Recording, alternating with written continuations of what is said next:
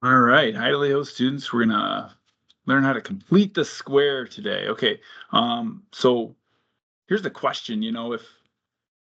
If we want to complete the square here, well, like what value of c would that have to be for this to be a perfect square trinomial? So like if we had x squared in this corner, and a perfect square, these two are always the same, right? So this is going to be 3x, and this is going to be 3x.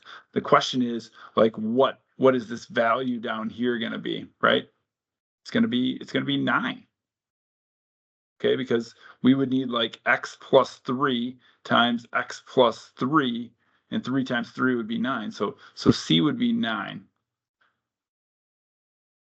because then we could create x plus 3 squared. Let me show you maybe on the calculator, right? So like if we had um, x squared plus 6x plus 9 plus 9, that would be the same as x plus 3 squared, right? So that would be a perfect square trinomial. Okay, if the c was a 9, perfect square trinomial, because the graphs would be the same, or the tables. How about that? The tables would be the same. There we go. There they are. Oh yeah, and a perfect square trinomial just has that one root at -3 right there. One root at -3. Another way to look at this is like, where did that come from? We just take this value right here, this 6, and we just do 6 divided by 2, because you need it in this square and this square, and then we square it. Okay, so if I'm taking that route over here, I might just go, okay, take that middle value, -20, divide it by 2, that would be -10, and then when you square it, it would give me 100. And I'll draw this one more time so you can see where this is coming from. So we got our x squared here. We would need like -10x and -10x, and that would give us 100 down here, because our trinomial or our binomial that's being squared would be x minus 10 squared, x minus 10 here. I'll graph it one last time too before we do the rest of them. So if we had x squared minus 20x plus 100, that would be a perfect square trinomial, because it can be written as a binomial squared, and that binomial squared is x minus 10 squared. Those are the same, as you can tell by the tables or the graphs. You got to see part of it. There it is with a root of 10. All right, so all we got to do is take the middle term, divide it in half, and square it, and that'll give us the answer, right? So what's that going to be? Well, 7 squared is 49, and 2 squared is 4. There you go. Let's clear this. Let's clear this. X squared plus 7x plus 49 fourths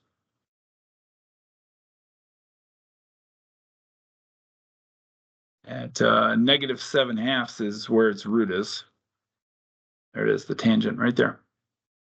All right. How about this one? Oh boy. So we'll do. I mean, half of 5/2 is just 5/4. Okay. I mean, you're just anytime you double the denominator, you're cutting a number in half. So what's that going to be? It's going to be 25/16. That's what we would have to add to this to make it a perfect square. I think graphing it doesn't take that long. I'm just going to keep doing that. X squared plus 5/2 x plus 25/16.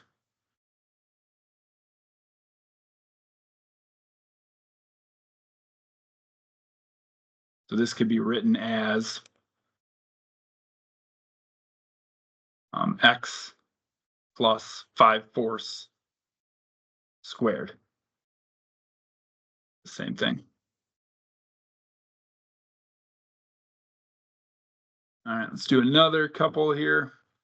So we're going to take that middle term, that middle coefficient rather, 2 times the square root of 7. We're going to divide it in half and then square it. Well, the 2's cancel out, so it's just the square root of 7 times the square root of 7, which is 7. Take a quick look at it. So that'd be x squared plus 2 times the square root of 7, x plus 7.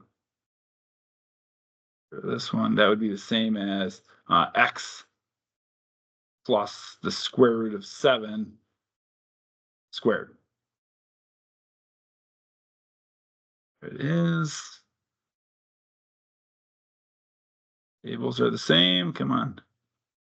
There we go. Tables are the same. Good. Let's do another. Just going to take this square root of 5, cut it in half, and square it. That's all we got to do.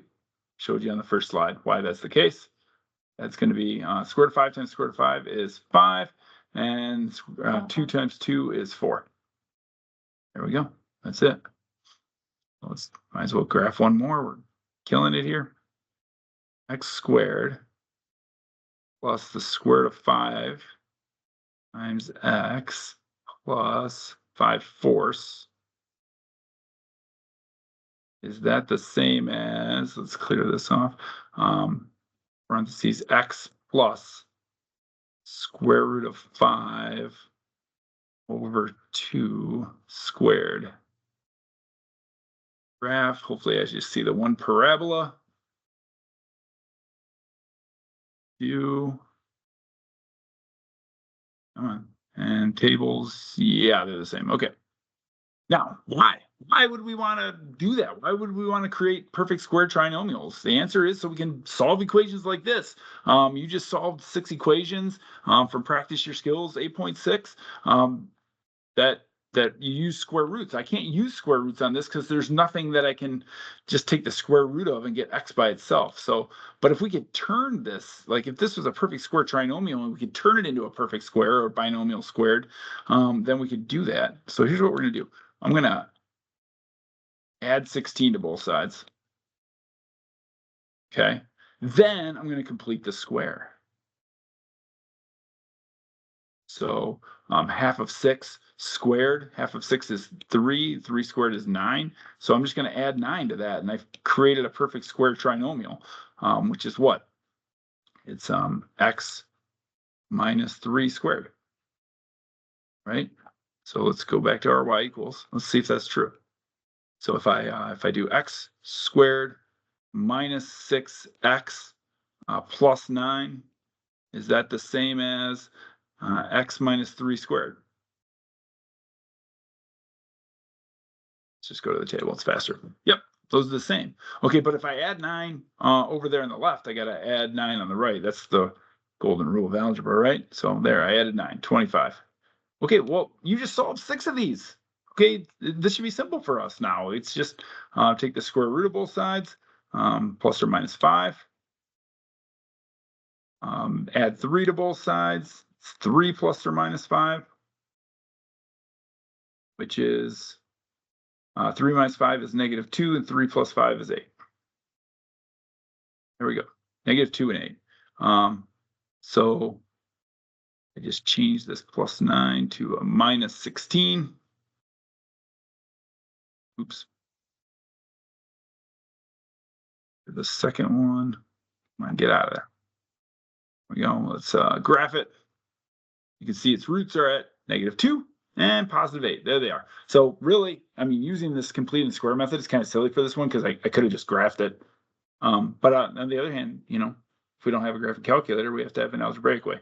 Let's do this again.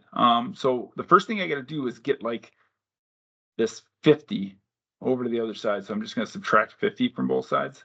Then I can do this completing the square thing we're talking about. So half of -16 is -8, and -8 squared is 64. So I'm going to add 64 to this so that I can write it as x minus 8 squared. Okay, that's a perfect square. However, I can't just add 64 to the left without adding it to the right as well. So I'll add 64 over here as well. What's that going to give me? It's going to give me 14. And then boom, I'm off and running. All I got to do is take the square root of both sides. Handwriting, absolutely atrocious. Trying my best here. I'm trying to give you something worthwhile today. All right, there we go. 8 plus or minus the square root of 14. It was going too long, so I'm not gonna check my work here. All right, let's do it again.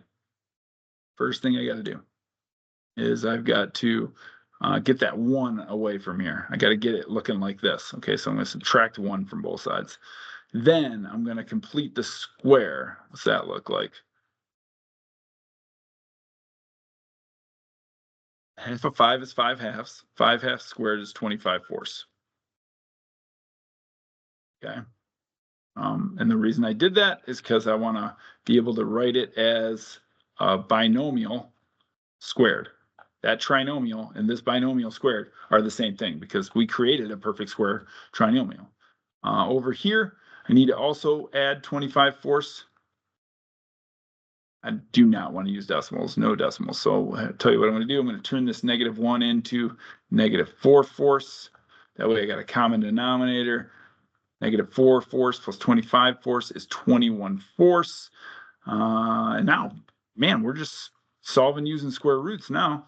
Let's just take the square root of both sides.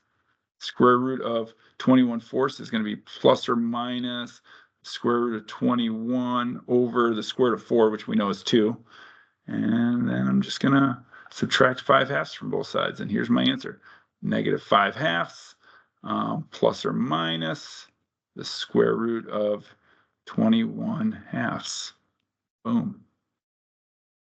Let's see, what do we got here? Yeah, we're just going to do this one last one, and then I'm going to turn you loose on practice your skills. Okay, that's going to be good enough. I made the mistake of going too far with my other class.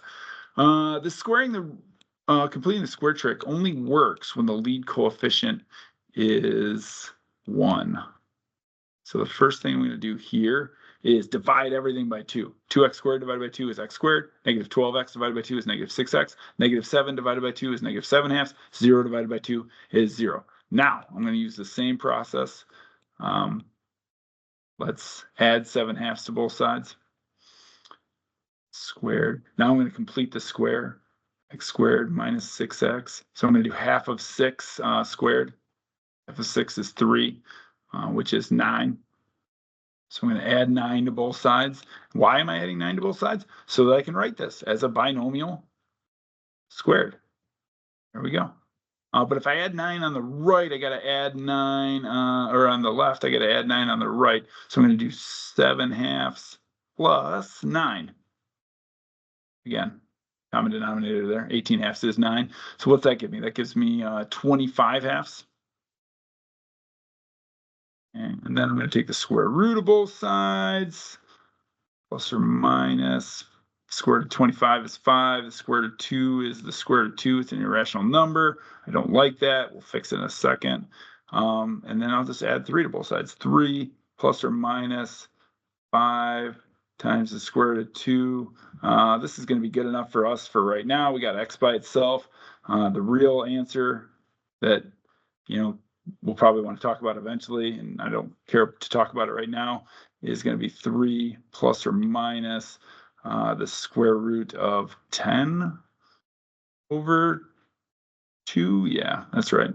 So, but I'll accept that one. All right, at this point, go to work on your practice your skills for 8.6, which you already have problem number 1 done, so not much left. All right, see ya.